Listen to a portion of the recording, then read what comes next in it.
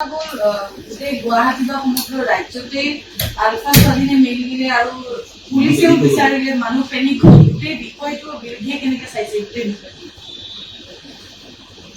অসমৰ মুখ্যমন্ত্ৰীগৰাকীয়ে প্ৰথম যেতিয়া ২৬ জানুৱাৰীত পতাকা উত্তোলন কৰিছিলে তেতিয়া আলফাই প্ৰথমবাৰৰ কাৰণে আলফা জন্ম হোৱাৰ পিছত স্বাধীনতা দিৱস বৰ্জন কৰা নাছিলে আৰু পৰৱৰ্তী সময়ত আমি সকলোৱে আশা কৰিছিলোঁ যে আলফাৰ বিষয়টো ৰাজনৈতিক সমাধানৰ কাৰণে এসময়ত আলফাৰ সদস্য হিচাপে কাৰ্যনিৰ্বাহ কৰা বৰ্তমান অসমৰ মুখ্যমন্ত্ৰী হিমন্ত বিশ্ব শৰ্মা ডাঙৰীয়াই এক সক্ৰিয় আন্তৰিকতাৰে পদক্ষেপ গ্ৰহণ কৰিল।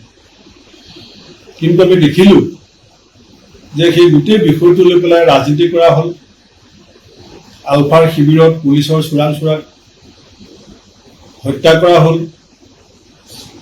আৰু এতিয়া এনেকুৱা এটা পৰ্যায় পালেগে যে তাহানিৰ সেই যিবিলাক দিন অসমৰ ৰাইজে পুনৰ ঘূৰাই নিবিচাৰে তেনেকুৱা এটা পৰিৱেশৰ ফালে যাতে আমি গতি কৰিছোঁ।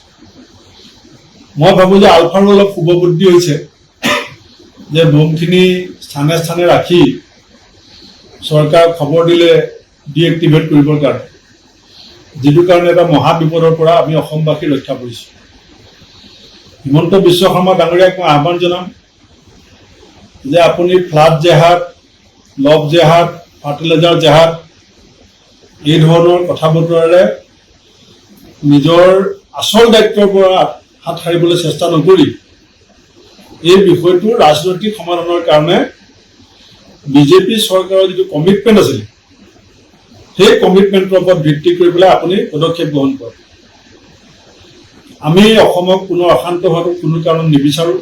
অসমৰ মানুহৰ জীৱন সম্পত্তি অনিষ্ট হোৱাটো নিবিচাৰোঁ আৰু অসমৰ যিটো আৰ্থ-সামাজিক পৰিৱেশ সেইটো কোনো পৰিস্থিতিত আমি বিনষ্ট হোৱাটো নিবিচাৰোঁ। আৰু এইটোৰ পৰা মুখ্যমন্ত্ৰীগৰাকীৰ দায়িত্বত থকা গৃহ বিভাগৰ ১০০% বিফলতা নিকৃষ্টভাৱে প্ৰমাণিত হ'ল।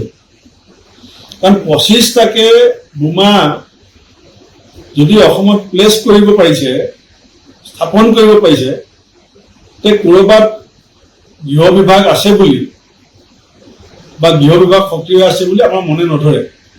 গতিকে মুখ্যমন্ত্ৰী ডাঙৰীয়াই এই কথাবিলাকৰ পৰা হাত সাৰিবলৈ চেষ্টা কৰিলে ৰাজ্যখনৰ বিপদ হ'ব।